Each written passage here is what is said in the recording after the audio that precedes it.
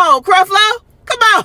I'm still growing. The teachings that I've shared in times past on the subject of tithing were not correct. And today I stand in humility to correct some things that I've taught for years and believed for years, but could never understand it clearly because I had not yet been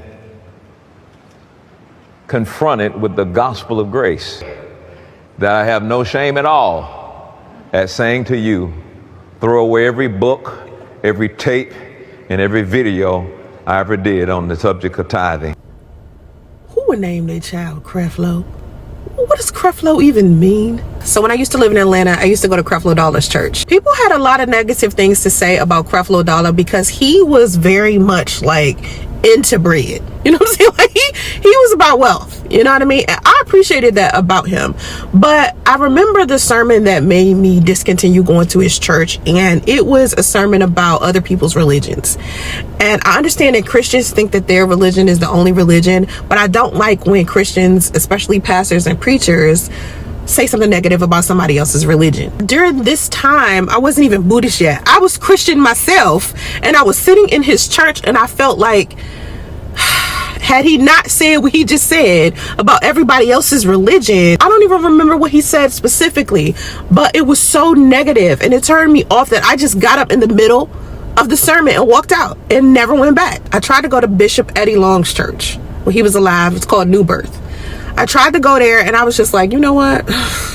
It felt like I was watching the devil in HD TV because it was like too orchestrated. It was too much of a show being put on. And it just felt like someone was purposely trying to make me feel like that place was a place of God. Since he's passed away, I think the pastor there is Jamal Bryant.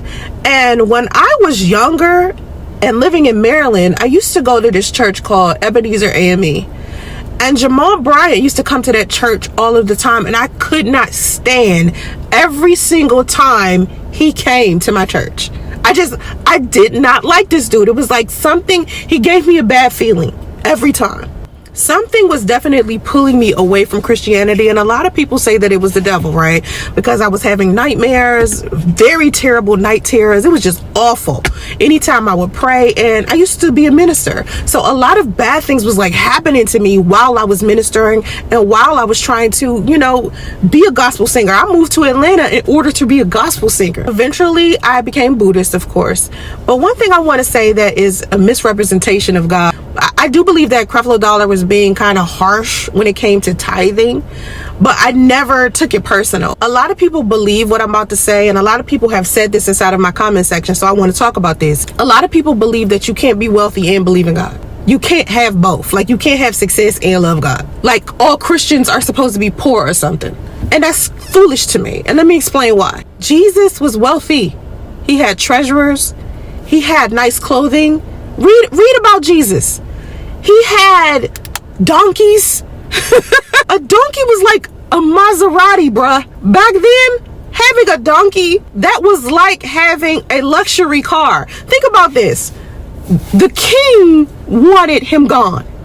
The king wanted him unalive. Do you really think a king would want a person who is poor or is a peasant to be unalived? For what? He doesn't have anything. The king wanted him unalive because he was powerful, wealthy. Yeah. He alone. Don't do that to your kids.